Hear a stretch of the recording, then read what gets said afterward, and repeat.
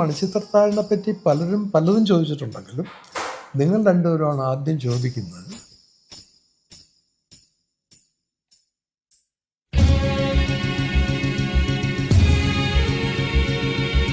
സൈക്കോളജിസ്റ്റും സൈക്യാട്രിസ്റ്റും ഒന്നും വെറുതെ ഇരിക്കുകയില്ല. അന്ന് എനിക്കെന്നറിയാമോ, എനിക്ക് എൻ്റെ ജീവിതത്തിലെ വലിയ റിഗ്രറ്റാണ് അക്യൂട്ട് പേഷ്യൻറ്റിനെ ട്രീറ്റ് ചെയ്യാൻ വേണ്ടി മന്ത്രവാദം ഉപയോഗിക്കുന്ന സൈക്യാട്രിസ്റ്റാണ്. ഇറങ്ങിപ്പോ നാഗവല്ലി. പൂർവിക എന്ന ശാസ്ത്രത്തെ അംഗീകരിക്കുന്ന ഒരു സൈക്യാട്രിസ്റ്റ് എന്ന് വന്നതുകൊണ്ടാണ് ഈ സണ്ണി അങ്ങ് എലിവേറ്റ് ചെയ്യപ്പെട്ടത്. ജന്മനാ ഞാനൊരു ഭാരതീയനായതുകൊണ്ടുള്ള ഏറ്റവും വലിയ സന്തോഷമാണ്. ഒരു ഇഞ്ചക്ഷൻ പോലും കൊടുക്കില്ല. 31 വർഷങ്ങൾക്ക് ശേഷം ഞാൻ അടുത്തൊരു ഡോക്ടർ സമീപമാണ്.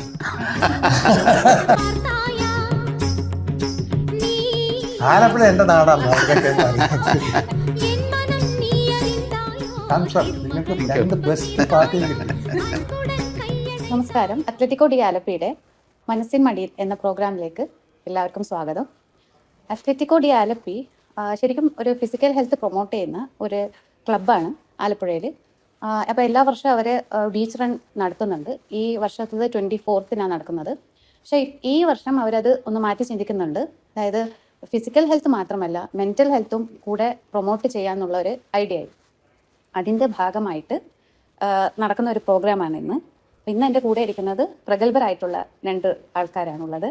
ഒന്ന് എൻ്റെ ടീച്ചറും പിന്നെ മെൻറ്ററും പ്രൊഫസറുമായ doctor Varghese P Punnoose sir. ഇപ്പോൾ കോട്ടയം മെഡിക്കൽ കോളേജിൽ പ്രിൻസിപ്പളാണ്. പിന്നെ മറ്റത് നമുക്ക് ഏവർക്കും പ്രിയപ്പെട്ട ഫാസിൽ സാറ്, അതായത് സൈക്യാട്രിയിൽ തന്നെ ഒരു ഓളം സൃഷ്ടിച്ച ക്ലാസിക് മണിച്ചിത്രത്താഴ് എന്ന മൂവി സംവിധാനം ചെയ്ത ഡയറക്ടർ. പ്രത്യേകിച്ച് ഇൻട്രൊഡക്ഷൻ്റെ ആവശ്യം ഉണ്ടാവില്ല, എല്ലാവർക്കും പ്രിയപ്പെട്ട ഡയറക്ടറാണ്. അപ്പോൾ എല്ലാവർക്കും ഈ പരിപാടിയിലേക്ക് സ്വാഗതം. അപ്പോൾ ഞാൻ നേരത്തെ പറഞ്ഞല്ലോ, അത്ലറ്റിക്കോ ഡി ആലപ്പി എന്ന് പറയുമ്പോൾ ഒരു ക്ലബ്ബാണ്. അവർ മെയിനായിട്ട് ഫിസിക്കൽ ഹെൽത്ത് പ്രൊമോട്ട് ചെയ്തുകൊണ്ടിരിക്കുന്ന ഒരു ക്ലബ്ബായിരുന്നു. അപ്പോൾ ഈ വർഷം തൊട്ട് അത് മെൻ്റൽ ഹെൽത്തിനും കൂടെ ഒരു ഇമ്പോർട്ടൻസ് കൊടുക്കാമെന്നുള്ള ഒരു ഐഡിയയിലാണ് വന്നത്. അപ്പോൾ അങ്ങനെ ഒരു ഇനീഷ്യേറ്റീവ് നടത്തുന്നത് സാറിൻ്റെ അതിൻ്റെ അഭിപ്രായം? ആരോഗ്യം എന്ന് പറഞ്ഞു കഴിഞ്ഞാൽ ശരീരത്തിൻ്റെ ആരോഗ്യം മാത്രം എന്നുള്ളൊരു സങ്കല്പം അത് അങ്ങനെയല്ല. അത് ശാസ്ത്രീയമായിട്ട് വീക്ഷിക്കുമ്പോൾ ശാരീരികവും മാനസികവും സാമൂഹികവുമായിട്ടുള്ള ഒരു ആരോഗ്യം, ഒരു സുസ്ഥിതി, വെൽബീങ് എന്നാണ് അതിൻ്റെ ലോകാരോഗ്യ സംഘടന തന്നെ പറഞ്ഞിരിക്കുന്നത്. പക്ഷെ നിർഭാഗ്യവശാൽ നമ്മുടെ നാട്ടിലെ ആരോഗ്യം എന്ന് പറയുമ്പോൾ അത് ശാരീരിക ആരോഗ്യത്തിൽ മാത്രം ഒതുങ്ങിപ്പോകുന്നു. മനസ്സിൻ്റെ ആരോഗ്യം, മെൻ്റൽ ഹെൽത്ത് ഒരു വലിയ ഒരു മൂവ്മെൻ്റായിട്ട് പാശ്ചാത്യ നാടുകളിൽ വരുന്നുണ്ട്. നമ്മുടെ നാട്ടിലും അതിനോടൊരു അവജ്ഞയൊക്കെ ഒരു കാലഘട്ടം ഉണ്ടായിരുന്നു. അത് മാറ്റി നിർത്തപ്പെടേണ്ടതാണ്, അല്ലെ അതിൻ്റെ ആ വ്യക്തികളെ ഒഴിവാക്കപ്പെടേണ്ടവരാണ് എന്നൊക്കെ ഉള്ളൊരു ചിന്താഗതി. പക്ഷേ ഇന്ന് അതിനൊരു മാറ്റം വരുന്നുണ്ട്. ഇന്നത്തെ നമ്മുടെ പുതുതലമുറയൊക്കെ മാനസികാരോഗ്യത്തെ പ്രോത്സാഹിപ്പിക്കുകയും അത് അംഗീകരിക്കുകയൊക്കെ ചെയ്യുന്നുണ്ട്. അത് ആ മാറ്റങ്ങൾക്കൊക്കെ ഒരു വലിയ വഴിത്തിരിവ് കേരളത്തിലുണ്ടായത് ഒരു പക്ഷേ ഞാൻ പറയും അതാരെങ്കിലും ഒരു ഫോർമൽ എഡ്യൂക്കേഷൻ നടത്തിയിട്ടുള്ളതല്ല. കേരളത്തിലെ ഈ കലാരംഗത്ത്, പ്രത്യേകിച്ച് സിനിമാ രംഗത്ത് വന്നൊരു വലിയ മാറ്റമാണ്. 1993 വർഷം തെറ്റാണെങ്കിൽ സാർ തിരുത്തണം. ഞാൻ സൈക്യാട്രി MD കോഴിക്കോട് മെഡിക്കൽ കോളേജിൽ പഠിക്കുന്ന കാലഘട്ടത്തിലാണ് ഈ മണിച്ചിത്രത്താഴ് എന്ന് പറയുന്ന ഒരു സിനിമ കേരളീയ പ്രേക്ഷകരുടെ മുമ്പിലേക്ക് ഒരു വലിയ പ്രതിഭാസം പോലെ വന്നു വീണത്. അന്ന് സൈക്യാട്രി MD പഠിക്കുന്ന ഒരു ചെറുപ്പക്കാരൻ എന്നുള്ള രീതിയിൽ അത് വലിയ അതിശയം ഉണ്ടാക്കി. കാരണം ഒരു മാനസികാരോഗ്യ പ്രശ്നത്തെ അതീവ മനോഹരമായിട്ടും ഹൃദ്യമായിട്ടും എന്നാൽ അതിൻ്റെ ശാസ്ത്രീയത ഒട്ടും ചോർന്നു പോകാതെയും അവതരിപ്പിച്ച ഒരു സിനിമ എന്നുള്ള രീതിയിൽ മാനസികാരോഗ്യ പ്രശ്നങ്ങളെ നമ്മൾ അവജ്ഞയോടെ കാണേണ്ടതല്ല എന്നും അതിന് ശാസ്ത്രീയമായ ഒരു സമീപനം വേണമെന്നും ആ ശാസ്ത്രീയ സമീപനം തന്നെ പാശ്ചാത്യ ശാസ്ത്രത്തിൻ്റെയും സൈക്യാട്രിയുടെയും സൈക്കോളജിയുടെയും അതേസമയം തന്നെ ഭാരതീയമായിട്ടുള്ള നമ്മുടെ ആ കൾച്ചറൽ ഫാക്ടേഴ്സ് അതും കൂടെ ബ്ലെൻഡ് ചെയ്തിട്ടുള്ള ഒരു അപ്രോച്ച് വരുമ്പോൾ അതിനെ നമുക്ക് മാറ്റിയെടുക്കാൻ സാധിക്കും എന്നുള്ളത് വളരെ ശക്തമായിട്ടുള്ളൊരു സന്ദേശം നൽകി. അപ്പാർട്ട് ഫ്രം ആ കലാസൃഷ്ടിയുടെ കലാമൂല്യം അത് അതുല്യമാണ്. അതിനേക്കാൾ ഉപരി ഈ ഒരു വലിയൊരു ചേഞ്ച് കേരള സമൂഹത്തിൽ ഉണ്ടാക്കിയ ഒരു വ്യക്തിയാണ് നമ്മുടെ കൂടെ ഇന്നിരിക്കുന്ന അഭിനന്ദനായ ഫാസിൽ സാറെന്ന് വളരെ ആഹ്ലാദത്തോടുകൂടി ഞാൻ ഓർക്കുകയാണ്. താരത്തിൻ്റെ എനിക്കൊന്ന് ഈ ഒരു പശ്ചാത്തലത്തിൽ നമ്മൾ മുമ്പ് പറഞ്ഞല്ലോ ഇതിനകത്തൊരു ശാസ്ത്രീയ സമീപനം, ഇതിൻ്റെ പിന്നിൽ നിഗൂഢമായിട്ടും ഒക്കെ തോന്നുന്ന പല കാര്യങ്ങളും എനിക്ക് തോന്നുന്ന ഡോക്ടറെ, ഈ ഡോക്ടർ പറഞ്ഞ ഫിസിക്കൽ ഹെൽത്തിനെ പറ്റി ഇപ്പം ഇവരോട് പറയേണ്ട കാര്യമില്ല. They are all conscious about it. ഇപ്പം മെൻ്റൽ ഹെൽത്ത് എങ്ങനെയാണ് കീപ്പ് ചെയ്യേണ്ടത് എന്ന് നിങ്ങളുടെ ചോദ്യം. അപ്പം നിങ്ങളാണ് ഇപ്പം ആൻസർ പറയട്ടെ, യു ആർ ദ മാസ്റ്റേഴ്സ്.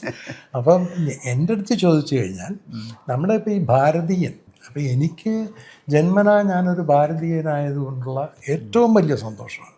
കാര്യം ഭാരതത്തിൻ്റെ സംസ്കാരത്തൊക്കെ അവിടെ നമ്മൾ ഈ നോക്കുന്നത് ബ്രീത്തിങ് എക്സസൈസ്, ഈ ബ്രീത്ത് എടുക്കുക എന്ന് പറയുന്ന സാധനമില്ലേ, നമുക്ക് വലിയ വിഷമം തോന്നുന്നൊരു കാര്യം എന്ന് വെച്ച് കഴിഞ്ഞാൽ, ഈയിടെ ഒരു ആളെൻ്റെ അടുത്ത് പറയുകയാണ്, നമ്മൾ ഇവിടെ നിന്ന് പോയി യൂറോപ്യൻ കൺട്രീസിൽ പോയപ്പോൾ നമുക്ക് ശ്വാസം എടുക്കുമ്പം നമുക്ക് ഭയങ്കരമായിട്ട് എന്തോ വന്നെന്ന് അറിയുന്നത് പോലെ തോന്നുന്നു. കാര്യം ഡസ്റ്റില്ല അവിടെ. നമ്മൾ ഈ ഡസ്റ്റിൻ്റെ അടുത്ത് നിൽക്കുമ്പോൾ നമുക്ക് ഈ ശ്വാസം എന്നുള്ളത്, പണ്ട് ഋഷിമാരൊക്കെ തപസ് ചെയ്തല്ലേ ഭയങ്കര സിദ്ധികൾ നേടിയിരിക്കുന്നത്. അപ്പോൾ അതൊന്ന്. രണ്ടാമത്തെ കാര്യം, മണിച്ചിത്രത്താഴിനെ പറ്റി പലതും ചോദിച്ചിട്ടുണ്ടെങ്കിലും നിങ്ങൾ രണ്ടുപേരുമാണ് ആദ്യം ചോദിക്കുന്നത് മാനസിക ആരോഗ്യത്തിന് എന്ത് ചെയ്യണം. ഇപ്പം മാനസിക ആരോഗ്യം കീപ്പ് ചെയ്യണമെങ്കിൽ അത് ഓപ്പൺ അപ്പ് ചെയ്യുക എന്നുള്ളത് കവിഞ്ഞ് വേറൊന്നും ചെയ്യാനില്ല. കാര്യം സൈക്കോളജിസ്റ്റും സൈക്യാട്രിസ്റ്റും ഒന്നും വെറുതെ ഇരിക്കുകയല്ല, നമ്മളെ ഹെൽപ്പ് ചെയ്യാൻ വേണ്ടി ഇരിക്കുകയാണ്. നമുക്ക് ചെറുപനി വരുന്നത് പോലെ തന്നെ നമുക്ക് ചിലപ്പോൾ പല വിധത്തിലും വരാം. ഇപ്പം ഞാനിപ്പോൾ ഇരിക്കുന്നത് ശരിയല്ല എന്ന് എനിക്കറിയാം.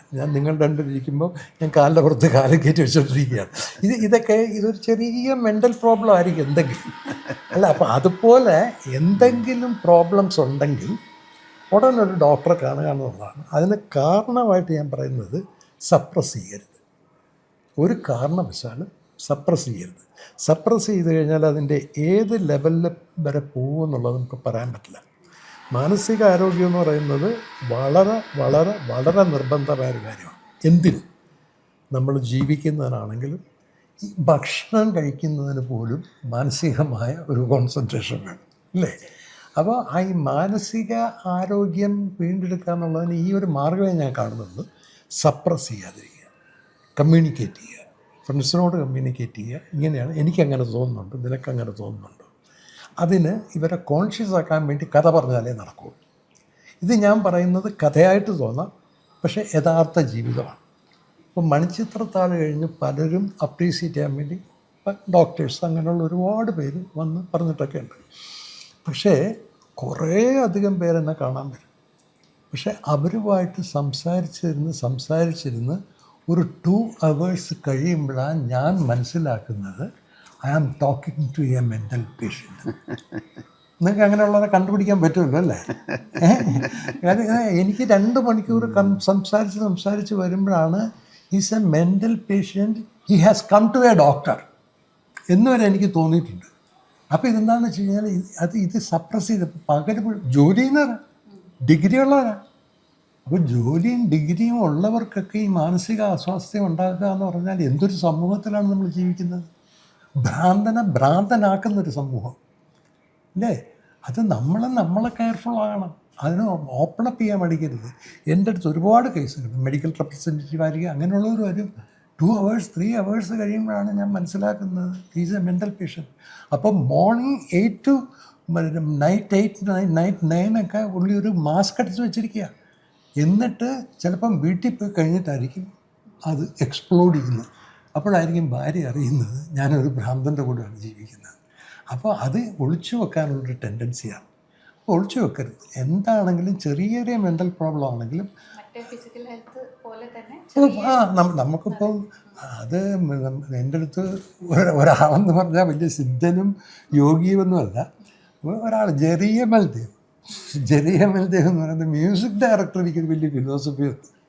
അതായത് മനുഷ്യന് ഭയങ്കരമായൊരു ഡ്യൂട്ടിയുണ്ട്. ഒന്നെന്ന് വെച്ച് കഴിഞ്ഞാൽ അവൻ്റെ ശരീരത്തെ സൂക്ഷിക്കുക, അവൻ്റെ ബ്രെയിനിനെ സൂക്ഷിക്കുക. ഇത് രണ്ടുമാണ് ഇപ്പോൾ പറഞ്ഞ ഫിസിക്കൽ ഹെൽത്തും മെൻ്റൽ ഹെൽത്തും. ഈ ശരീരത്തെ സൂക്ഷിക്കുക എന്ന് പറഞ്ഞു കഴിഞ്ഞാൽ ഈ ഒരു ചെറു വിരൽ പോലും നമുക്കാരോ ദാനം തന്നതാണ്. ഈ ചെറു വിരലിലൊരു കുഴപ്പം പറ്റിയാൽ പോലും നമ്മളത് അറ്റൻഡ് ചെയ്തിരിക്കണം, അല്ലേ? അത് ഒരു ഒന്ന്. പിന്നെ നമ്മുടെ ബുദ്ധിയോടുള്ള ഡ്യൂട്ടി. ഈ ബുദ്ധിയോടുള്ള ഡ്യൂട്ടി എന്ന് പറഞ്ഞാൽ അത് അനന്തമായി കിടക്കുക. അത് ഒരുപാട് ഡ്യൂട്ടീസ് ഉണ്ട്, നമുക്ക് കടമകളുണ്ട്. ആ കടമയിലൊരെണ്ണമാണ് നമ്മുടെ ഇപ്പം എനിക്ക് ഡയബറ്റിക് ന്യൂറോപ്പതി എന്നും പറഞ്ഞൊരു ചെറിയ അസുഖമുണ്ട്. അത് കുഴപ്പമൊന്നുമില്ല. ഞാൻ രാവിലെ 3 മണിക്കൂർ 30 മിനിറ്റ് നടക്കാറുണ്ട്. ഇപ്പോൾ വൈകിട്ടാകുമ്പോൾ ഒരു 6-7 മണിയൊക്കെ ആകുമ്പം എനിക്ക് കാലിനൊരു അസ്വസ്ഥത ഇങ്ങനെ അനുഭവപ്പെടും. അപ്പോൾ ഡോക്ടർ പറഞ്ഞത് നാച്ചുറലാണ്, സത്യത്തിലുള്ളതല്ല, നിങ്ങൾക്ക് അങ്ങനെ തോന്നുന്നതാണ്. കാര്യം വെച്ച് കഴിഞ്ഞാൽ ഈ 6 മണി കഴിയുമ്പോൾ ഈ സൺലൈറ്റ് പോകുമല്ലോ, പ്രകാശം കുറയും. പ്രകാശം കുറയുമ്പം ഈ കണ്ണ് ബ്രെയിനിന് സന്ദേശം കൊടുക്കും പ്രകാശം കുറയുന്നുണ്ടെന്ന്. അപ്പോൾ ബ്രെയിനിന് പ്രകാശം കുറഞ്ഞു കഴിഞ്ഞാൽ ആർക്കാ ഇത് കൊടുക്കേണ്ടത്, കമ്മ്യൂണിക്കേഷൻ കൊടുക്കുന്നത്? ബ്രെയിൻ ലെഗിലേക്ക് കണ്ടു കൊടുക്കുന്നത് പ്രകാശം കുറയുന്നുണ്ട്, സൂക്ഷിക്കണം എന്ന് പറഞ്ഞിട്ട്. അപ്പോഴാണ് നമ്മൾ രാത്രിയിലൊക്കെ പതുക്കെ കിടക്കുന്നത്. അപ്പോൾ ഇത് അസുഖമല്ലത്, അതൊരു നമ്മുടെ ശരീരം തന്നെ നമ്മളെ പ്രൊട്ടക്റ്റ് ചെയ്യുന്നതാണ്. അപ്പോൾ ഈ ബ്രെയിനിനോട് ഇങ്ങനെ ഒരുപാട് ഡ്യൂട്ടിയുണ്ട്. അപ്പോൾ ബ്രെയിനിനോടുള്ള ഒരു ഡ്യൂട്ടിയാണ് ഈ മാനസികാരോഗ്യം സൂക്ഷിക്കുക എന്നുള്ളത്. അത് വാസ്തവത്തിൽ എനിക്ക് വളരെ അതിശയം തോന്നുന്നുണ്ട് സാറിൻ്റെ ഈ ഒരു വളരെ ലളിതമായിട്ടാണ് പറയുന്നത്, പക്ഷേ വലിയ മനഃശാസ്ത്ര തത്വങ്ങൾ തന്നെയാണ് സാർ പറഞ്ഞത്. ഇപ്പം ഉദാഹരണം പറഞ്ഞാൽ ഇപ്പം ബ്രീതിങ്ങിൻ്റെ കാര്യം പറഞ്ഞു. ഈ പ്രാണവായു എന്ന് നമ്മൾ പറയും. ശരിക്കും പറഞ്ഞാൽ ഈ ശ്വാസോച്ഛ്വാസത്തിൻ്റെ ഒരു താളക്രമം, അതാണ് നമ്മളെ ജീവൻ നിലനിർത്തുന്ന ഏറ്റവും എലമെൻ്ററി, ഏറ്റവും അടിസ്ഥാനമായിട്ടുള്ള ഒരു കാര്യമാണ്. അതുകൊണ്ട് ആ ശരിയായ രീതിയിൽ ശ്വാസോച്ഛ്വാസം പരിശീലിക്കുക എന്നുള്ളത് തന്നെ ഒരു വലിയ ഒരു മെൻ്റൽ ഹെൽത്തിൻ്റെ ഒരു പോസിറ്റീവ്, നമ്മുടെ തലച്ചോറിനെ ശരിയാക്കി പ്രവർത്തിക്കാനുള്ള ഒരു അടിസ്ഥാന ഘടകമാണ്. അപ്പം നമ്മൾ ഈ യോഗയിൽ പ്രാണായാമം പറയുന്നു, അല്ലെ പാശ്ചാത്യ സൈക്കോളജിയിലെ ഡീപ്പ് ബ്രീത്തിങ് എക്സസൈസ് പറയുന്നു. ആൾക്കാർ വിചാരിക്കും എൻ്റെ വലിയ വലിയ പ്രശ്നങ്ങളായിട്ട് വരുമ്പോൾ ശ്വാസം വലിച്ചു വിടുന്നത് ഇതുമായിട്ട് എന്താ ബന്ധം എന്നുള്ള കാര്യം. അത് വളരെ അടിസ്ഥാനപരമായിട്ടുള്ളൊരു കാര്യമാണ്. ആ ഡീപ്പ് ബ്രീത്തിങ്, ഡയഫ്രമാറ്റിക് ബ്രീത്തിങ് എന്ന് പറയുന്ന പ്രാണായാമത്തിൻ്റെ സങ്കല്പം തന്നെയാണ് ഈ റിലാക്സേഷൻ ടെക്നിക്കായിട്ട് പറയുന്നത്. രണ്ടാമത് സാറ് പറഞ്ഞ ഒരു കാര്യം മൈൻഡ്ഫുൾനെസ്. നമ്മളൊരു ഭക്ഷണം കഴിക്കുമ്പം ആ ഭക്ഷണം കഴിക്കുന്നതിൻ്റെ അതിൻ്റെ കാഴ്ചയുടെ അനുഭവം, അതിൻ്റെ ഗന്ധത്തിൻ്റെ അനുഭവം, വായിലിട്ട് അത് രുചിക്കുന്നതിൻ്റെ അനുഭവം, മൈൻഡ്ഫുൾനെസ്. ഏത് കാര്യം ചെയ്തു കഴിഞ്ഞാലും മൈൻഡ്ഫുള്ളായിട്ട് ചെയ്ത് കഴിയുമ്പോഴത്തേക്കിനാണ് അതൊരു എക്സ്പീരിയൻസ് ആയിട്ട് മാറുന്നത്. അതൊരു വലിയ മെൻ്റൽ ഹെൽത്തിൻ്റെ ഇപ്പം ഏറ്റവും കൂടുതൽ ഒരുപക്ഷെ മൈൻഡ്ഫുൾനെസ് എന്ന് പറയുന്നത് അതൊരു ബുദ്ധിസ്റ്റ് സങ്കല്പമാണ്. പക്ഷെ അതിപ്പം പാശ്ചാത്യർ വേറൊരു പാക്കേജിൽ അത് അവതരിപ്പിക്കുന്നുണ്ടെങ്കിലും ഇത് രണ്ടും വളരെ ഒരു പൗരസ്ത്യ സങ്കല്പങ്ങളാണ്, ഈ ബ്രീത്തിങ്ങും മൈൻഡ്ഫുൾനെസ്സും. സാർ അതിൻ്റെ സൈക്കോളജി ഒന്നും പഠിച്ചിട്ടില്ല, പക്ഷേ how it comes out naturally എന്നുള്ളതാണ്. പിന്നെന്ന് പറഞ്ഞത് ഈ സപ്രസ് ചെയ്ത് വെന്റിലേഷൻ, കഥാർസിസ്. ഈ സൈക്കോ അനാലിസിസിലൊക്കെ ഏറ്റവും ഒരു പ്രാഥമികമായിട്ടുള്ളൊരു കാര്യമാണ് കഥാർസിസ് എന്ന് പറയുന്ന ഒരു എക്സ്പീരിയൻസ്. ഇപ്പോൾ നമുക്കുണ്ടാകുന്ന നമ്മുടെ തലച്ചോറ് വളരെ സംവേദനശേഷിയുള്ള ഒരു വളരെ ഒരു വിസ്മയകരമായിട്ടുള്ള ഒരു പ്രതിഭാസമാണ് ഹ്യൂമൻ ബ്രെയിൻ. അപ്പം അതിൽ ഉണ്ടാകുന്ന ഇമോഷണൽ റെസ്പോൺസസ് ആരോഗ്യകരമായ രീതിയിൽ വെന്റിലേറ്റ് ചെയ്യുക എന്നുള്ളതാണ് ആ തലച്ചോറിൻ്റെ. നമുക്കറിയാമല്ലോ, നമ്മൾ വെന്റിലേഷനുള്ള ഒരു റൂമിലിരിക്കുന്നതും അടച്ചിട്ടിരിക്കുന്ന റൂമിലും ഉണ്ടാകുന്ന ഒരു വ്യത്യാസം. അതുപോലെ ഈ മനുഷ്യൻ്റെ വികാരങ്ങൾക്ക് ഈ വെന്റിലേഷൻ ആവശ്യമാണ്. അതാണ് പറഞ്ഞത്. അപ്പോൾ അത് ചെയ്യാതെ പക്ഷേ ആധുനിക നമ്മുടെ ജീവിതത്തിൽ എന്ന് പറഞ്ഞാൽ ഒരുപാട് പ്രിട്ടൻഷൻസും അഭിനയങ്ങളും മറച്ചു വയ്ക്കലുകളും ഒളിച്ചു വയ്ക്കലുകളും അമർത്തി വയ്ക്കലുകളും ഒക്കെയാണ്. അപ്പോൾ അങ്ങനെ വരുമ്പോൾ അത് മാനസികമായിട്ടുള്ളൊരു ആരോഗ്യത്തെ ബാധിക്കുന്ന ഒരു കാര്യമാണ്. അപ്പം വളരെ സിമ്പിളായിട്ടുള്ളൊരു ഭാഷയിൽ വാസ്തവത്തിൽ രാവിലെ മാസ്ക് ഇട്ട് നടക്കുക, അതും നമ്മളെ ഡിപ്രഷൻ അല്ലേ, വിഷാദ രോഗം. അതെ, ഇതിനെല്ലാത്തിനും ഈ ആധുനിക ലോകത്തിലെ ഏറ്റവും വലിയ എപ്പിഡമിക്കുകൾ നമ്മുടെ കോവിഡൊന്നുമല്ല. യഥാർത്ഥത്തിൽ ഈ ഉത്കണ്ഠ, ആധി അല്ലെങ്കിൽ വിഷാദം, ഇതൊക്കെ ചേർന്ന് വരുത്തുന്ന സ്ട്രെസ് ഡിസോർഡേഴ്സ്, ഇതൊക്കെയാണ് ഈ കോമൺ മെൻ്റൽ ഡിസോർഡേഴ്സ് എന്ന് പറഞ്ഞ രീതിയിൽ നമ്മളെയൊക്കെ പുറമേ നോക്കുമ്പോൾ കുഴപ്പമൊന്നുമില്ല. പക്ഷേ നമ്മുടെ ഉള്ളിലെ സ്ഥിതിവിവരക്കണക്കുകളൊക്കെ പറയുന്ന ഏതാണ്ടൊരു 14% ആൾക്കാർക്ക് ഈ പ്രോബ്ലംസൊക്കെ ഉണ്ട്. പക്ഷെ അതിൻ്റെ ഉത്തരം സാർ പറഞ്ഞു കഴിഞ്ഞാൽ നമ്മളതൊക്കെ ഒന്ന് അക്സെപ്റ്റ് ചെയ്യുക. ഇതാ ഇങ്ങനെയുള്ള പ്രോബ്ലംസ് എനിക്കുണ്ട്, അതിനായിട്ടൊരു പ്രൊഫഷണൽ ഹെൽപ്പ് ആവശ്യമാണ് എന്നുള്ളൊരു രീതിയിൽ നമ്മളതിനെ അംഗീകരിക്കുകയും അതിന് വേണ്ട രീതിയിലുള്ള ഒരു സമീപനം എടുക്കുകയും ചെയ്ത് കഴിയുമ്പോഴത്തേക്കിന് മാനസികാരോഗ്യത്തിൻ്റെ ഒരു തലത്തിലേക്ക് നമ്മൾ എത്തിച്ചേരുകയാണ്. വളരെ ഹൃദ്യമായ രീതിയിൽ സാർ പറഞ്ഞു. സാർ ഇത്രയൊക്കെ പറഞ്ഞ സ്ഥിതിക്ക് എനിക്ക് തോന്നുന്നു സാറ് കുറെ സൈക്കാട്രിസ്റ്റുകളുമായിട്ടുള്ള ഒരു സമ്പർക്കം നടന്നു കാണണം. അത്ര ക്ലിയർ ആയിട്ട് ബേസിക്കലി ഒരു സൈക്കാട്രിസ്റ്റ് ആണ് ഡോക്ടർ ജെയിംസ് എന്ന് പറഞ്ഞ ആലപ്പുഴയിലുള്ള സൈക്കാട്രിസ്റ്റ് ആണ്. നിയർലി 6-8 അവേഴ്സ് പുള്ളി ഞങ്ങൾക്ക് വേണ്ടി ചെലവഴിച്ചിട്ടുണ്ട്. സാറിന്റെ പറയുമ്പോൾ നമുക്ക് മനസ്സിലാവുന്നുണ്ട്.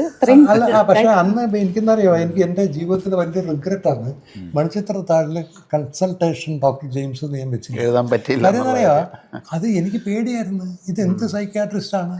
ഒരു പേഷ്യൻറ്റിനെ, ഒരു അക്യൂട്ട് പേഷ്യൻറ്റിനെ ട്രീറ്റ് ചെയ്യാൻ വേണ്ടി മന്ത്രവാദം ഉപയോഗിക്കുന്ന സൈക്കാട്രിസ്റ്റാണ്. ഇത് ആര് അഡ്വൈസ് ചേത്തപ്പേര് ആ ഡോക്ടർക്ക് വരണ്ട, ഞാൻ വെച്ചെടുത്തോളാം എന്ന് പറഞ്ഞ. അതുപോലെ ഡോക്ടർ ഇത് പറഞ്ഞതിനകത്തൊക്കെ ഞാനും വളരെ ലേറ്റായിട്ട് കാര്യം, നമ്മുടെ ആരോഗ്യം എന്ന് പറയുന്നത് ശാരീരാരോഗ്യവും മാനസികാരോഗ്യമാണ്. വ്യായാമമുണ്ട്, പിന്നെ ഭക്ഷണം. ഈ അടുത്ത കാലത്താണ് ഞാൻ അറിയുന്നത് ഭക്ഷണം രുചിച്ചല്ല, ആ രുചിക്കുന്നതിനോടൊപ്പം മണത്തും ആശ്വസിക്കുന്നത്. അത് ഈ അടുത്ത കാലത്ത് കിട്ടിയത് വലിയ അറിവാണത്. അതെനിക്കറിയില്ലായിരുന്നു.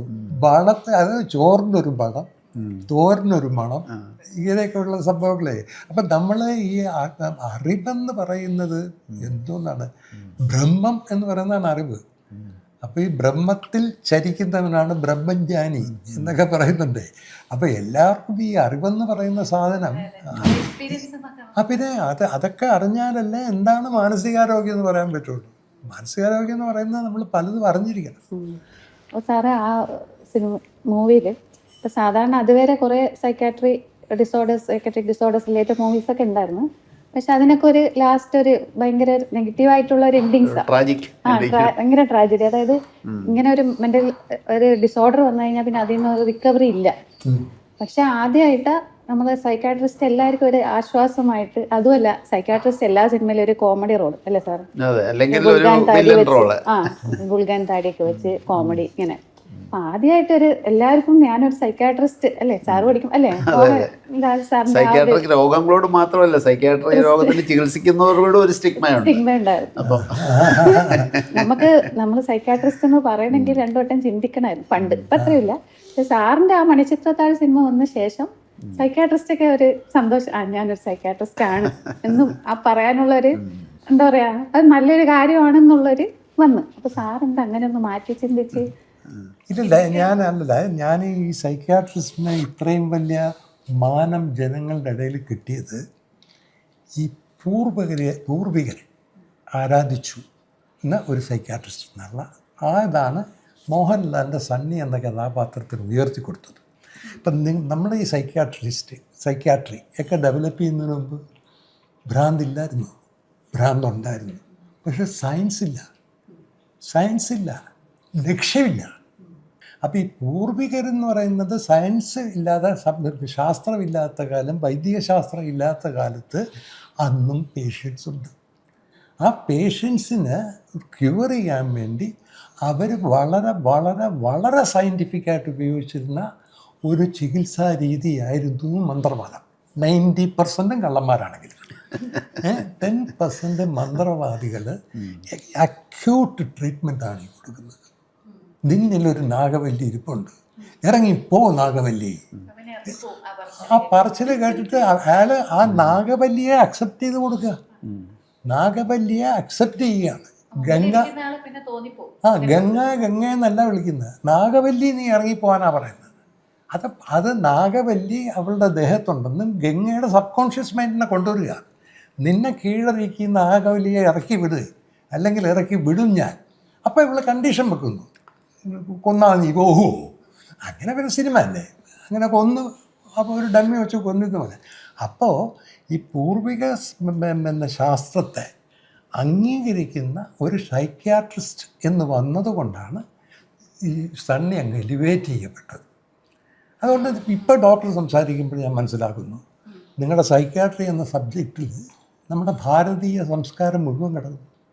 ശ്വാസോച്ഛ്വാസം എന്ന് പറഞ്ഞാൽ എന്താ? ഋതമാണ്, താളമാണ്. താളമില്ലാതെ മനുഷ്യന് എന്തൊരു ജീവിതം? താളം എന്നൊക്കെ പറഞ്ഞു കഴിഞ്ഞാൽ നമ്മൾ നടക്കുന്ന ഒരു താളത്തിലല്ലേ, ശ്വസിക്കുന്നത് താളത്തിലല്ലേ, സംസാരിക്കുന്നത് താളത്തിലല്ലേ. അപ്പോൾ ഈ താളം എന്ന് പറയുന്നതാണ് ശ്വാസത്തിൻ്റെ അതിൻ്റെ ബേസ്. ഇപ്പം ഇളയരാജായും SP ബാലസുബ്രഹ്മണ്യം ഒക്കെ തമ്മി പറയുന്നത്, നീ എത്ര പിടിച്ചാലും നിനക്ക് 16 ബാർ അല്ലെങ്കിൽ 18 ബാറല്ലേ പാടാൻ പറ്റുള്ളൂ. ഒറ്റ ബ്രീത്തിൽ 26 ബാറൊക്കെ പാടുന്നത് ജാനകിയമ്മയെ കണ്ടില്ലേ എന്നൊക്കെ പറയുന്നേ. അപ്പം ഇത് എന്തായിരിക്കും? അപ്പം ബ്രീത്ത് എന്ന് പറയുന്നത് ഭയങ്കരമായൊരു സാധനമാണെന്ന് ഞാൻ പറഞ്ഞു. അത് അക്സെപ്റ്റ് ചെയ്തതിന് താങ്ക്സ്. സാറ് ഈ മണിച്ചിത്രത്താഴിലെ ആ ഒരു സൈക്കാട്രിക് ഡിസോർഡർ നമ്മൾ ഡിസോസിയേറ്റീവ് ഐഡന്റിറ്റി ഡിസോർഡർ എന്നൊക്കെ പറയുന്നു. അപ്പോൾ ശരിക്കും അത് അത്ര കോമൺ ആയിട്ടുള്ള കാര്യമാണോ, അല്ലെങ്കിൽ സാറിനെ പറ്റി ഒന്ന് ഡീറ്റെയിൽ ആയിട്ട്? ഈ ഡിസോസിയേഷൻ എന്നുള്ളതാണ് ഇപ്പോൾ ഈ ഗംഗയിൽ നാഗവല്ലി ആവേശിച്ചു. അപ്പോൾ അതിൻ്റെ ഈ സൈക്കാട്രിസ്റ്റും തിലകൻ എന്ന് പറയുന്ന നമ്മുടെ ഒരു മന്ത്രവാദിയും ഒക്കെ കൂടി ചേർന്നിട്ട് അതിനുള്ള ഒരു സ്ട്രാറ്റജി ഉണ്ടാക്കി അത് ഒഴിവാക്കുന്നു എന്നുള്ളതൊക്കെ ഒരു സിനിമയുടേതായ ഒരു മാധ്യമത്തിൽ ആ സ്വാതന്ത്ര്യമൊക്കെ ഉപയോഗിച്ചിട്ടാണ് സാർ അത് പുറത്തു കൊണ്ടുവന്നിരിക്കുന്നത്. പക്ഷേ അതിൻ്റെ ഒരു ശാസ്ത്രത്തിലേക്ക് വന്നു കഴിയുമ്പം മണിച്ചിത്രത്താഴ് ഒരു ഡോക്യുമെൻ്ററി അല്ല, അത് നമ്മൾ പ്രത്യേകം മനസ്സിലാക്കണം. അതൊരു കലാകാരൻ്റെ സ്വാതന്ത്ര്യത്തോടുകൂടി ശാസ്ത്രീയ തത്വങ്ങളെയും മന്ത്രവാദം എന്ന് തുടങ്ങി അതൊരു ചികിത്സാ രീതിയാണെന്ന് സാറ് പറഞ്ഞത് വളരെ എല്ലാവരും ഒന്നുകൂടെ ഞാൻ അടിവരയിട്ട് പറയുകയാണ്. മനുഷ്യൻ്റെ ദുരിതം മാറ്റുക എന്നുള്ളതാണ് ഏത് ചികിത്സയുടെ അടിസ്ഥാന തത്വം. അതിന് ശാസ്ത്രം ഡെവലപ്പ് ചെയ്യുന്നതിന് മുമ്പേ മനുഷ്യൻ്റെ ദുരിതത്തിൽ നിന്നുള്ള ഒരു ശക്തമായ സജഷൻ, നീ ഇറങ്ങിപ്പോകൂ എന്ന് പറയുമ്പോൾ ഒരു സജഷൻ എന്ന് പറയുന്ന ഒരു മനഃശാസ്ത്ര തത്വമാണ് അവിടെ ഉപയോഗിക്കപ്പെടുന്നത്.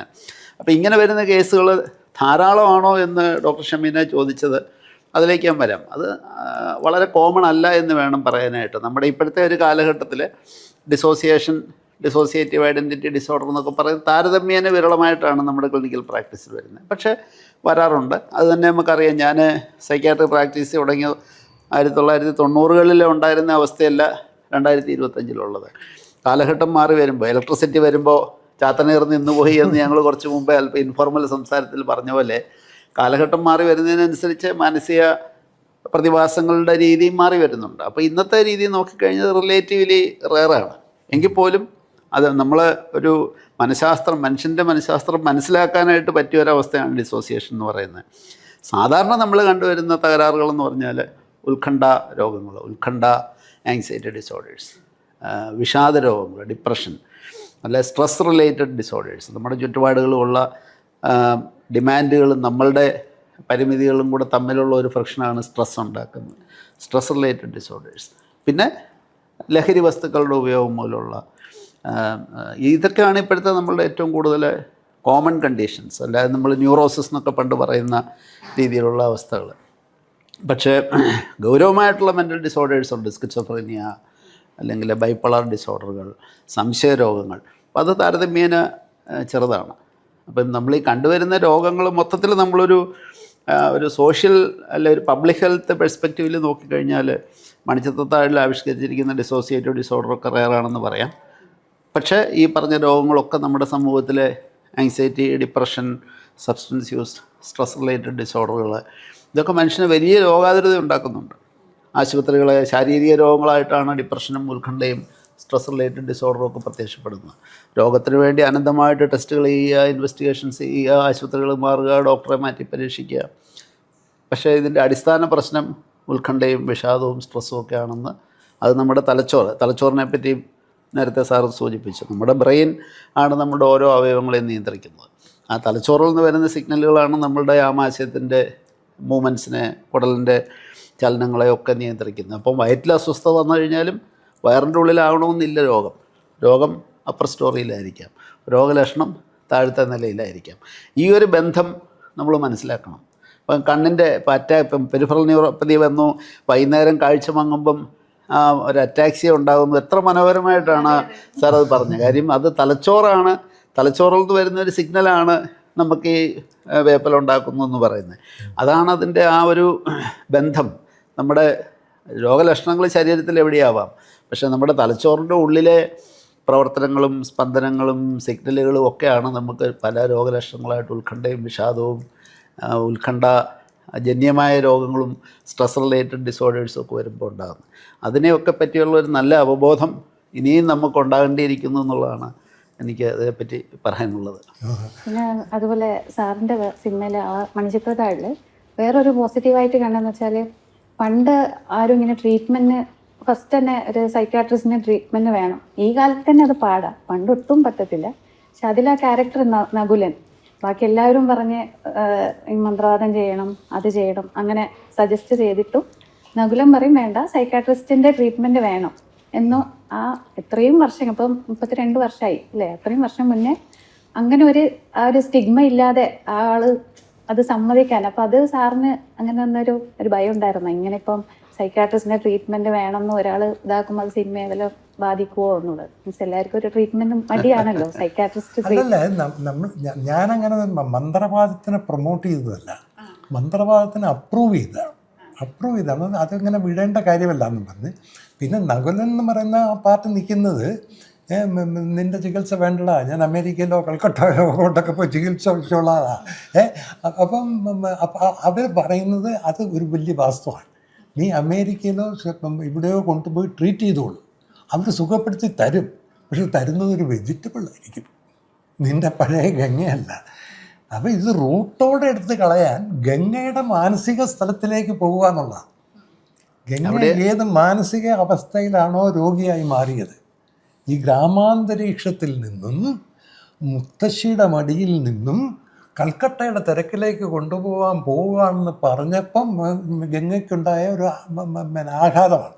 ഞാനതിൽ പ്രത്യേകം കാണിക്കുന്നു, ഈ അമ്മ ഒരുക്കിയ മന്ത്രക്കളത്തിൽ കിടന്നുറങ്ങുന്ന പാവാടക്കാരിയായ ഗംഗയെ ഞാൻ കാണിക്കുന്നുണ്ട്.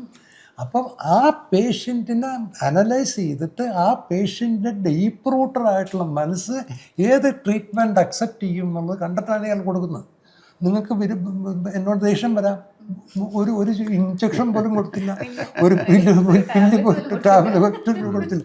അതുകൊണ്ട് ഞാൻ പറയുന്നത്, നിങ്ങളെപ്പോലുള്ള സൈക്യാട്രിസ്റ്റിനെ കാണുക എന്ന് പറയുന്നത്, ഇപ്പം ഞാൻ വേറൊരു കാര്യം പറയട്ടെ, 31 വർഷങ്ങൾക്ക് ശേഷം ഞാൻ അടുത്തൊരു ഡോക്ടർ സണ്ണിയെ കാണുക. എനിക്ക് സൈക്യാട്രിസ്റ്റ് പറയുമ്പോൾ സത്യത്തിൽ ഇയാളെ വേറെ തലത്തിലായിരിക്കുന്നു, ഈയൊരു വേറെ തലത്തിലായിരിക്കുന്നു, നമ്മൾ പോയി വല്ല അബദ്ധമൊക്കെ പറഞ്ഞ ഇവിടെ വന്നു കഴിഞ്ഞപ്പോഴാണ് ഡോക്ടർ സണ്ണിയായിരിക്കുന്നത്. ഓക്കെ. അല്ല അതെ ഒന്നാമത്തെ കാര്യം ബേസിക്കലായിട്ട് നമ്മൾ ഈ അവയർനെസ് എന്ന് പറഞ്ഞാൽ എന്താണ്? അവയർനെസ് എന്ന് പറഞ്ഞു കഴിഞ്ഞാൽ നമ്മൾ എന്തൊക്കെ അറിഞ്ഞിരിക്കണം. ഞാൻ നേരത്തെ പറഞ്ഞു, അറിവിനോടൊക്കെ പോകണം. അത് എവിടെ നിന്നാണെങ്കിലും പഠിച്ചുകൊണ്ടിരിക്കുക. അല്ല, ഈ മണിച്ചിത്രത്താഴിലെ ആ ട്രീറ്റ്മെൻറ്റിൻ്റെ ബ്യൂട്ടി എന്ന് പറഞ്ഞാൽ അതാണ്. അതിനകത്ത് നമ്മൾ എക്ലക്റ്റിക് അപ്രോച്ച് എന്നൊക്കെ ഇപ്പം പറയുമല്ലോ, അതായത് അതിനകത്ത് ആധുനിക മനഃശാസ്ത്രം ഉൾപ്പെട്ടിട്ടുണ്ട്. സൈക്കോ അനാലിസിസ് ആണ് അതിൻ്റെ ഏറ്റവും ബേസിക് റൂട്ടായിട്ട് വരുന്നത്. സൈക്യാട്രി അതിനകത്ത് വരുന്നുണ്ട്. കൾച്ചറൽ ഫാക്ടേഴ്സ്, നമ്മുടെ ആ ഒരു ഇപ്പം ഈ കാൾയൂമൊക്കെ പറഞ്ഞിട്ടുണ്ടല്ലോ, കളക്റ്റീവ് അൺകോൺഷ്യസ് എന്ന് പറയുന്ന ആ ഒരു സമൂഹത്തിൻ്റെ അബോധം അല്ലേ എന്നൊക്കെ പറഞ്ഞിട്ടുള്ള ഒരു അവസ്ഥകൾ, എന്തെല്ലാം സങ്കല്പങ്ങളും സിമ്പലുകളും ഒക്കെ കൂട്ടിച്ചേർത്തിട്ടാണ് വന്നിരിക്കുന്നത്. അതുകൊണ്ടാണ് ഞാൻ സാറിനോട് പറഞ്ഞത് ഇറ്റ്സ് അമേസിങ്. കാരണം അങ്ങനെ ഒരു ഡിസോസിയേഷൻ ഇതിൽ കൂടുതൽ മനോഹരമായിട്ട് ചിത്രീകരിക്കാൻ പറ്റത്തില്ല. അപ്പോൾ അതിൻ്റെ ട്രീറ്റ്മെൻറ്റിലും ഈ ഘടകങ്ങളെല്ലാം അതീവ നല്ല, അതിൻ്റെ ചേരുവ ബ്ലെൻഡിങ് വളരെ കറക്റ്റായിട്ടുണ്ട്. അതുകൊണ്ട് ഒരിക്കലും അതിനെ ഒരു നമ്മളെ മന്ത്രവാദ അന്ധവിശ്വാസത്തിനെ പ്രോത്സാഹിപ്പിക്കുന്ന ഒരു സിനിമയല്ലത്. പക്ഷെ at the same time western trained ആയിട്ടുള്ള സൈക്യാട്രിസ്റ്റുകളും മനസ്സിലാക്കേണ്ട വലിയൊരു ഘടകമാണത്. നമ്മൾ ആ സൈക്യാട്രി എന്ന് പറയുന്ന പാശ്ചാത്യ സങ്കല്പം അതേപടിയല്ല കേരളത്തിലെ ഒരു ഗംഗയെ ചികിത്സിക്കാനായിട്ട് നമ്മൾ ഉപയോഗിക്കേണ്ടത്. അപ്പോൾ അതിൻ്റെ ആ പശ്ചാത്തലം, ആ കുട്ടിയുടെ ഡെവലപ്മെൻറ്റ്, ചൈൽഡ്ഹുഡ്, പാരൻ്റൽ ഡെപ്രിവേഷൻ എന്ന് വേണ്ട ആ ഡെവലപ്മെൻറ്റിൽ ഉണ്ടായി വന്നിട്ടുള്ള സർവ്വ ട്രോമകളും അതിൽ കൊണ്ടുവന്നിട്ടുണ്ട്. അതിൻ്റെ ഒരു സൈക്കോ അനലിറ്റിക് അപ്രോച്ചുണ്ട്, കൾച്ചറൽ ആയിട്ടുള്ള കാര്യങ്ങളെ ബ്ലെൻഡ് ചെയ്തിട്ടുണ്ട്. അപ്പം അങ്ങനെ വരുമ്പോഴാണ് റിക്കവറി വരുന്നത്. റിക്കവറി എന്നുള്ള വാക്കാണ്, അല്ലാതെ അതൊരു രോഗശമനം എന്നുള്ളത് മാത്രമല്ല, റിക്കവർ ഇൻറ്റു ഒരു ഫുള്ളി ഫങ്ഷണൽ പേഴ്സൺ. സോ ഇപ്പം നമ്മൾ കാലാതിവർത്തിയായിട്ടുള്ളൊരു സിനിമയെന്ന് ഞാൻ പറയും ഒരു മണിച്ചിത്രത്താഴ്. കാരണം അതിനകത്ത് ആ ഒരു ഇത്രയും ഒരു പൂർണ്ണമായ രീതിയിൽ അതിനെ ചിത്രീകരിച്ചിട്ടില്ല. അതുകൊണ്ട് നമുക്കത് സമൂഹത്തിന് കൊടുക്കുന്ന വലിയൊരു സന്ദേശമാണ്. ഡോക്ടർ ഷമീനെ ചോദിച്ചതുമാണ്, ഒരു പ്രൊഫഷണൽ അപ്രോച്ചിന് ആൾക്കാർ മടിക്കരുത്. നമുക്ക് എപ്പോഴും സംഭവിച്ചുകൊണ്ടിരിക്കുന്ന ഒരു കാര്യം, വരാനുള്ള ഡാമേജുകളെല്ലാം വന്നതിന് ശേഷം ആണ് പലപ്പോഴും വരുന്നത്. ഈ ഡോക്ടർ പറഞ്ഞൊരു പോയിന്റ് ഭയങ്കരമാണ്, ഈ ഡോക്ടർമാരെ മാറ്റി കാണിക്കുക, അതും ഒരു മാനസിക. ഇതിനകത്ത് പിന്നെ ഞാനിപ്പോൾ സിനിമ എല്ലാവർക്കും ഒരു താല്പര്യമുള്ളതുകൊണ്ടാണ് ഞാനൊരു സത്യം പറയാം. ഒരു മനുഷ്യൻ്റെ സക്സസ്സിന് പിന്നിലുള്ളൊരു സത്യം. ചിത്ര എന്ന പാട്ടുകാരി ദാസേട്ടൻ എന്ന പാട്ടുകാരനെ പറ്റി എന്നോട് പറഞ്ഞു. കാഷ്വൽ ഡയലോഗാണ്, റെക്കോർഡറൊന്നുമല്ല. ഇനി പറഞ്ഞപ്പോൾ പറഞ്ഞു, ദാസേട്ടൻ ചിലപ്പം ഭയങ്കരമായ മെൻ്റൽ പ്രോബ്ലത്തിലായിരിക്കും, ഭയങ്കര മെൻ്റൽ പ്രോബ്ലം ആയിരിക്കും, ആ പ്രശ്നം ഈ പ്രശ്നം, ഇങ്ങനെ 100 പ്രശ്നങ്ങളാണ്, ഭയങ്കര ഇതായിരിക്കും. പക്ഷേ വോയിസ് റൂമിനകത്തെ കൊണ്ട് കാല് വെച്ചു, കംപ്ലീറ്റ് പ്രോബ്ലം പോയി. ആള് പിന്നെ ഗായകനായ യേശുദാസ് മാത്രമാണ്. ഇതെന്തൊരു സിദ്ധിയാണ് അല്ലേ? അതൊരു ഭയങ്കര സിദ്ധി. അത് ഈ ഡോക്ടർ പറഞ്ഞതിനകത്ത് എവിടെയോ ഉണ്ടത്, എവിടെയോ ഉണ്ട്, പറയാതെ പറഞ്ഞ കാര്യം. പാഷനായിരിക്കും ചിലപ്പോൾ, അതിനോടുള്ള ആ പാഷനായിരിക്കും. നമുക്ക് എനിക്ക് തോന്നുന്നു ഈ ഫിസിക്കൽ ഹെൽത്തിന് ഇപ്പം നമുക്കിപ്പം കോവിഡിന് ശേഷം ഇപ്പോൾ ഒരുപാട് ആൾക്കാർ ജിംനേഷ്യത്തിൽ പോകുന്നു, വ്യായാമത്തിന് പോകുന്നു, ശരീരാരോഗ്യത്തെ, അത് നല്ലതാണ്. ശരീരത്തിൻ്റെ ആരോഗ്യം സത്യം പറഞ്ഞാൽ ഒരാളൊരു ഓട്ടത്തിന് പോകുന്നു, മാരത്തൺ റേസിന് പോകുന്നു, അല്ലെ രാവിലെ ഓടുന്നു, ജിംനേഷ്യത്തിൽ പോകുന്നു, വർക്കൗട്ട് ചെയ്യുന്നു, ഇതിലെല്ലാത്തിനകത്തും ആത്യന്തിക ബെനിഫിഷ്യറി എന്ന് പറഞ്ഞാൽ മനുഷ്യൻ്റെ തലച്ചോറാണ്. അല്ല നമ്മുടെ പേശികളുടെ ബലം വർദ്ധിപ്പിക്കുക എന്നോ സിക്സ് പാക്ക് ഉണ്ടാക്കുക എന്നുള്ളതല്ല. തലച്ചോറിൻ്റെ പ്രവർത്തനം നന്നാവും, അവിടെ ഒരു പ്രകാശം വീഴുകയാണ് ചെയ്യുന്നത്. അപ്പം നമ്മുടെ ചിന്തകളും നമ്മുടെ ഇമോഷൻസും എല്ലാം ബെറ്ററായി കഴിയുമ്പം താഴോട്ടുള്ള സിഗ്നൽ മുഴുവൻ ശരിയാകും. അപ്പോൾ ശരീരത്തിന് സ്വസ്ഥതയാകും, മനസ്സിന് ശാന്തതയാകും. അപ്പോൾ ആ ഒരു മെൻ്റൽ ഹെൽത്തിലേക്ക് നമ്മൾ കേരള സമൂഹം, നമുക്കറിയാം കേരളത്തിൽ വലിയ നല്ല ആരോഗ്യ സൂചകങ്ങളിലൊക്കെ ഒന്നാം സ്ഥാനമുണ്ട് ഒരുപാട് കാര്യങ്ങൾ. പക്ഷേ സൂയിസൈഡ് റേറ്റ് ഏറ്റവും കൂടുതൽ, ലഹരി വസ്തുക്കളുടെ ഉപയോഗം ഏറ്റവും കൂടുതൽ, ഡിവോഴ്സ് കൂടുതൽ, ക്രൈം റേറ്റ് കൂടുതൽ, ഇതെല്ലാം വരുന്ന ഈ ഒരു വൈരുദ്ധ്യത്തിൻ്റെ കാരണം നമ്മുടെ മാനസികാരോഗ്യത്തിൻ്റെ ഒരു പോരായ്മയാണ്. അതുകൊണ്ട് നമ്മൾ തീർച്ചയായിട്ടും എനിക്ക് തോന്നുന്നത് ഇന്നത്തെ ഈ സംഭാഷണത്തിൻ്റെ വലിയൊരു സന്ദേശം അത് തന്നെയാണ്. ഇപ്പം ഡോക്ടർ പറഞ്ഞത് ചുരുക്കിയാ പറഞ്ഞു, മനസ്സിലായി, 6 പാക്സ് ഉണ്ടാക്കുന്നത് ശാരീരിക ആരോഗ്യം, തലച്ചോറിന് ഉപയോഗിക്കുന്നത് മാനസിക ആരോഗ്യം. അതല്ലേ ഡോക്ടർ പറഞ്ഞത്? 6 പാക്സ് ഉണ്ടാക്കിയിട്ട് കാര്യമില്ല, ഈ 6 പാക്സിൽ നിന്നും ഇൻഫർമേഷൻസ് വരേണ്ടത് തലച്ചോറിലാണ്. അപ്പൊ തലച്ചോറ് ഉപയോഗിക്കുന്നതാണ് മാനസികാരോഗ്യം. നമുക്ക് കിട്ടിയിരിക്കുന്ന ബുദ്ധി നമ്മൾ ഉപയോഗിച്ചു കഴിഞ്ഞാൽ നമ്മൾ മനസ്സിലാക്കിയെടുക്കേണ്ട കാര്യങ്ങളാണ് മാനസികാരോഗ്യം. അപ്പം ഞാൻ പറഞ്ഞല്ലോ, സാറിൻ്റെ ആ മൂവിയിലാണ് ആദ്യമായിട്ട് ഒരു സൈക്യാട്രിക് ഡിസോർഡർ വന്നാൽ റിക്കവറി ഉണ്ട്. സാറിന് നമ്മളെല്ലാവരും പറഞ്ഞ് പേഷ്യൻസോ അല്ലെ ബൈസ്റ്റാൻഡേഴ്സോ പറഞ്ഞ ഇത് ലൈഫ് ലോങ് കഴിക്കേണ്ടി വരും, അസുഖം വന്നാൽ ഒരിക്കലും മാറത്തില്ല. അപ്പോൾ സാറ് അതെന്താണ്? അതിനും കൂടെ ഒരു കറക്ഷനാണ്. ശരിക്കും വളരെ കറക്റ്റാണ്. ഈ മാനസികാരോഗ്യ ചികിത്സയെ പറ്റി ഒക്കെ ഒരുപാട് മിത്തുകളുണ്ട്, ഒരുപാട് തെറ്റിദ്ധാരണകളുണ്ട്. അതിലൊന്നാണ് ഇതാണ്, ഒരിക്കൽ വന്നാൽ ട്രീറ്റ്മെൻറ്റ് എടുത്താൽ പിന്നെ അതിൻ്റെ കാര്യം പോക്കാം, രക്ഷയില്ല, ഒരു റൈറ്റ് ഓഫ് ആണ്. അത് വലിയ തെറ്റായിട്ടുള്ളൊരു ധാരണയാണ്. ബഹുഭൂരിപക്ഷം കാര്യങ്ങളിലും ഭംഗിയായിട്ട് ചികിത്സിച്ച് ആ റിക്കവർ ചെയ്ത് സാധാരണ ആരോഗ്യകരമായ ജീവിതത്തിലേക്ക് തിരിച്ചു വരാം. അതാണ് വസ്തുത. ചുരുക്കം ചില കേസുകളുണ്ട്, നേരത്തെ നമ്മൾ പറഞ്ഞ വലിയ ഗൗരവമുള്ള സ്കിസോഫ്രനിയ പോലുള്ള ചില രോഗങ്ങളിൽ അതിലെ ഒരു 20-30% ആൾക്കാർക്ക് പൂർണ്ണമായിട്ടും ജീവിതത്തിലേക്ക് തിരിച്ചു വരാൻ പറ്റിയെന്നും വരത്തില്ല. എങ്കിൽ പോലും അവരുടെ ജീവിതത്തിൻ്റെ ഗുണമേന്മത്തിൽ ഒരുപാട് മെച്ചപ്പെടും. ശരിയായ ചികിത്സയുണ്ട്. അവർക്ക് വേണ്ട പുനരധിവാസം, റീഹാബിലിറ്റേഷൻ നമ്മൾ അന്തസ്സോടുകൂടി കൊടുക്കണമെന്നുള്ളതാണ്. അവജ്ഞയോടുകൂടി എവിടെയെങ്കിലും മാറ്റി നിർത്തേണ്ട ഒരു രീതിയല്ല. അതിന് നല്ല ഡിഗ്നിഫൈഡ് വേയിൽ അവർക്ക് ജീവിക്കാനായിട്ടുള്ള ഒരു അവസരം കൊടുക്കുമ്പോഴാണ് ഒരു സമൂഹം വികസിത സമൂഹം എന്ന് പറയുന്നത്. അല്ല എത്ര എയർപോർട്ട് വന്നു എന്നുള്ളതല്ല, അത്ര അന്തസ്സോടുകൂടി മനുഷ്യന് ജീവിക്കാൻ പറ്റുന്നു എന്നുള്ളിടത്താണ് സമൂഹത്തിൻ്റെ എയർപോർട്ട് വന്നതുകൊണ്ട് കാര്യമില്ല. നമുക്ക് ആ ഒരു രീതിയിലേക്ക് വരുമ്പോഴേ ശരിക്കും നമ്മൾ ഇന്ത്യ വികസിത രാജ്യമാകുമെന്നാണ് എൻ്റെ വിശ്വാസം. അങ്ങനെ ഒരു മനുഷ്യൻ അന്തസ്സായിട്ട് ജീവിക്കാനായിട്ട് പറ്റണം. അവന് മാനസിക വിഭ്രാന്തികൾ വരുന്ന അവൻ്റെ കുഴപ്പം കൊണ്ടല്ല, അവൻ്റെ തലച്ചോറിൻ്റെ പ്രവർത്തനത്തിൽ വരുന്ന വ്യതിയാനം കൊണ്ടാണ്. അപ്പം അതിനെ നമ്മൾ ഉൾക്കൊള്ളുകയും അവജ്ഞ ഒഴിവാക്കി, ഇപ്പം ഈവൻ സാറ് മൂവി രംഗത്ത് പ്രവർത്തിക്കുന്ന ഒരാളാണ്. ചിലപ്പോഴും സാറിൻ്റെ മൂവിയിൽ ഇപ്പം ഈ മണിച്ചിത്രത്താഴ് മാത്രമല്ല, മറ്റനേകം മൂവീസ് നോക്കിക്കഴിഞ്ഞാൽ അറിയാം അതിൻ്റെ സൈക്കോളജിക്കലായിട്ടുള്ളൊരു അണ്ടർപിന്നിങ് ഉണ്ട് എല്ലാത്തിനും. അപ്പോൾ ഓരോന്നിനെ പറ്റി അത് നമ്മൾ ഏറ്റവും കൂടുതൽ പ്രസിദ്ധമായത് ഇതായതുകൊണ്ട് പറഞ്ഞെന്നുള്ളതേ ഉള്ളൂ. അപ്പോൾ അവിടെയെല്ലാം നമ്മൾ നോക്കാം, വളരെ അവമതിപ്പില്ലാത്ത രീതിയിലാണ് ആ തീം സാർ കൈകാര്യം ചെയ്തിരിക്കുന്നത്. അപ്പോൾ അതുപോലുള്ളൊരിപ്പം നമ്മുടെ സീരിയലുകളിലും സിനിമകളിലും ഒക്കെ നിർഭാഗ്യവശാൽ ചിലപ്പോൾ ഈ മാനസിക രോഗത്തിൻ്റെ സ്റ്റിഗ്മ വർദ്ധിപ്പിക്കത്തക്ക രീതിയിലുള്ള പരാമർശങ്ങളും ആ രീതിയിലുള്ള ചിത്രീകരണങ്ങളും രോഗികളെ മാത്രമല്ല രോഗിയുടെ വീട്ടുകാർക്കും അവരെ ചികിത്സിക്കുന്ന ഡോക്ടർമാർക്കും ഉൾപ്പെടെ ഒരു സ്റ്റിഗ്മ ഉണ്ടാക്കുന്ന രീതിയിലുള്ള കാര്യങ്ങളൊക്കെ ഉണ്ട്. അപ്പോൾ അതൊക്കെ ശരി, എപ്പോഴും സ്വദേശപരമായിരിക്കണമെന്ന് നിർബന്ധമില്ല. കലയ്ക്ക് എപ്പോഴും ഒരു സ്വദേശപരമായിരിക്കണമെന്ന് നിർബന്ധമൊന്നും ഉണ്ടെന്ന് ഞാൻ വിശ്വസിക്കുന്നില്ല. പക്ഷെ എങ്കിൽ പോലും നമ്മൾ ഇങ്ങനെ ഈ ഒരു മാനസിക അസ്വാസ്ഥ്യമുള്ള ആൾക്കാർക്ക് അന്തസ്സോടുകൂടി ചികിത്സകനെ സമീപിക്കാനും ചികിത്സ എടുക്കാനുമുള്ള ഒരു അവസരത്തെ ഇല്ലാതാക്കരുത് എന്നുള്ളതാണ് എനിക്കുള്ള ഒരു എല്ലാവരും പങ്കുവയ്ക്കാനായിട്ടുള്ളൊരു സന്ദേശം. അത് മാത്രമല്ല സാറിന്റെ മൂവിയിൽ അമ്മചിത്രമല്ല സ്റ്റിഗ്മയും ശരിക്കും കാണിക്കും. ശ്രീദേവിയോട് എല്ലാവരും ആദ്യം ശ്രീദേവിയോട് സമീപനം എല്ലാവർക്കും ഭയങ്കര സ്നേഹം, നല്ല കുട്ടി അല്ല അങ്ങനെയായിരുന്നു. പിന്നെ കാണുമ്പോൾ എല്ലാവരും ഓടുക.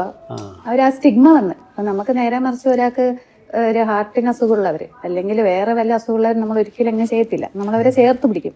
പക്ഷെ ഒരാൾക്കൊരു മാനസിക രോഗം ഉണ്ടെന്നൊരു സംശയം വരുമ്പോൾ തന്നെ എല്ലാവരുടെയും ആ സമീപനം മാറാൻ തുടങ്ങും. അത് അവർക്ക് ശരിക്കും പറഞ്ഞാൽ അത് ഭയങ്കര ഓൾറെഡി അവര് ആ ഒരു സ്ട്രെസ്സിലായിരിക്കും.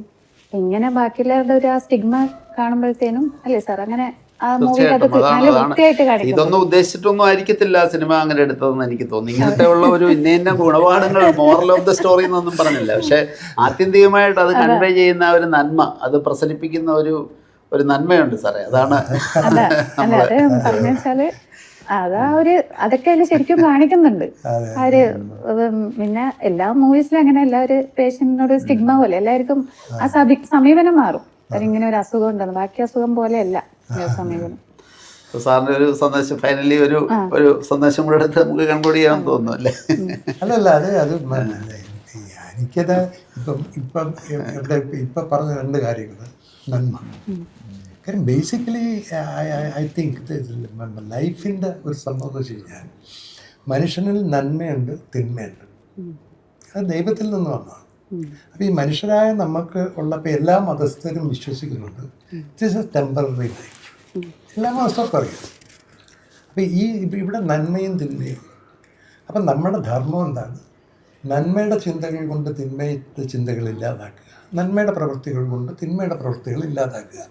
അങ്ങനെ നിരന്തരമായൊരു ഫൈറ്റിൽ നന്മ ഇങ്ങനെ പ്രകാശം പരത്തി നിൽക്കുമ്പം ഈ ദൈവം പറയും, നീ എന്നിൽ തൃപ്തനായതുകൊണ്ട് കടന്നുകൊള്ളൂ, ഇത് സ്വർഗ്ഗ പൂങ്കാവനത്തിലേക്ക്. പക്ഷെ മനുഷ്യൻ്റെ ഏറ്റവും വലിയ പരീക്ഷണം എന്താണെന്ന് അറിയാമോ? എന്താണ് നന്മ? മനുഷ്യന് നന്മയായിട്ടുള്ളത് ചിലപ്പോൾ ദൈവത്തിന് നന്മയാവുന്നില്ല, മനുഷ്യന് തിന്മയായിട്ടുള്ളത് ചിലപ്പോൾ ദൈവത്തിന് തിന്മയായിട്ടൊന്നുമില്ല. അതൊക്കെ ഒരു കൺഫ്യൂഷൻ. അപ്പോൾ ആ നന്മയെ പറ്റി പറഞ്ഞപ്പം അതൊന്ന്. രണ്ടാമത്തെ കാര്യം വിനോദം. ഞാൻ ഭയങ്കര ഭാഗ്യവാനാണ്. മനുഷ്യന് വിനോദം കൊടുക്കുന്ന പറഞ്ഞ് ദൈവം എന്ത് സൃഷ്ടിച്ചിരിക്കുന്നത് ഭയങ്കര ഭാഗ്യമില്ല. കാര്യം എന്താ അറിയാം, മനുഷ്യന് ഒഴിച്ചുവിടാൻ പറ്റാത്തതാണ് വായു, ഒഴിച്ചുവിടാൻ പറ്റാത്തതാണ് ഭക്ഷണം, ഒഴിച്ചുവിടാൻ പറ്റാത്തതാണ് ജലം, അതുപോലെ ഒഴിച്ചുവിടാൻ പറ്റാത്ത ഒന്നാണ് ഗോഡ്. ഇത് നാലുണ്ട്. ഈ കൂട്ടത്തിൽ ഒന്നുകൂട്ടുണ്ട് വിനോദം. വിനോദം ഇല്ലാതെ മനുഷ്യൻ എന്ത് ചെയ്യും? വിനോദം ഇല്ലാതെ മനുഷ്യന് ഒരു നിലനിൽപ്പില്ലല്ലോ. അപ്പം മനുഷ്യന് വിനോദം കൊടുക്കാനുള്ളൊരു കർമ്മം എന്നിൽ അർപ്പിക്കപ്പെട്ടിരിക്കുന്നു എന്നതിൻ്റെ സന്തോഷമുണ്ട്. ഈ വിനോദം എന്ന് പറയുന്നതും ഒരു മാനസിക ആരോഗ്യത്തിൽ നല്ലൊരു ഘടകമാണ്. അത് എനിക്ക് പറയാം. പക്ഷേ നല്ലൊരു ചർച്ചയായിരുന്നു. Thank you doctor Shameem, doctor വർഗീസിനെ ഇപ്പോൾ കൊണ്ടുവന്നിരുത്തിയത്. ഞാൻ പറയാനുള്ള ഏറ്റവും വലിയ കോംപ്ലിമെന്റ് ഞാൻ കൊടുത്തു. Okay, thank you. പിന്നെ ഇതിന് അവസരം നിന്ന് നമുക്ക് ആലപ്പുഴ അത്ലറ്റിക്കോ ഡി ആലപ്പി ഇങ്ങനെ ഒരു ഇനീഷ്യേറ്റീവ് എടുത്തു. അതൊരു മഹാ ഇവന്റാണെന്നൊക്കെ ഞാൻ പറഞ്ഞു കേട്ടു. അവിടെ ഇല്ലാതായി. എല്ലാവർക്കും നിങ്ങൾക്ക് രണ്ട് ബെസ്റ്റ് പാർട്ടിയും കിട്ടി. പ്ലീസ് മനസ്സിലാക്കുക. അപ്പോൾ മെന്റൽ ഹെൽത്തിനും കൂടി ഒരു ഇനീഷ്യേറ്റീവ് നടത്തിയതിന് സ്പെഷ്യലായിട്ട് താങ്ക്സ്. ഓക്കെ.